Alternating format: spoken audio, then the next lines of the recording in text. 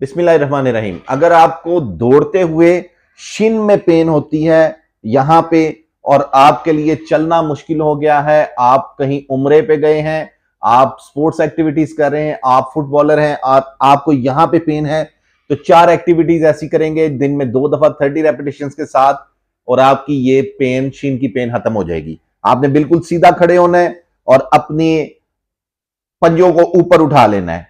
30 repetition दिन में 2 दफा आपने ये लाजमी करनी है। दूसरी एक्सरसाइज, आपने अपने पंजों को ऊपर उठाते हुए पीछे की तरफ चलना शुरू कर देना है। आप ये एक्टिविटी दिन में 2 दफा करेंगे 30 रेपिटेशन के साथ। तीसरी एक्सरसाइज, आपने आगे की तरफ चलना शुरू कर देना है पंजा ऊपर उठाते हुए। आपकी ये 3 वर्जिशें हो गई।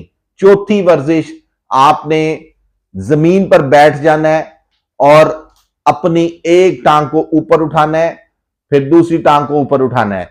30 रेपिटेशन आप इस वर्जिश के करेंगे दिन में 2 दफा और आपको जो शिन स्प्लिंट्स की जो कंप्लेन है वह बिल्कुल खत्म हो जाएगी। आपको जो आपकी आगे की तरफ या लेटरल साइड बाहर की तरफ काफ मसल्स में पेन रहती है वो बिल्कुल खत्म हो जाएगी। अपनी सेहत का बहुत ख्याल रखें। शुक्रिया।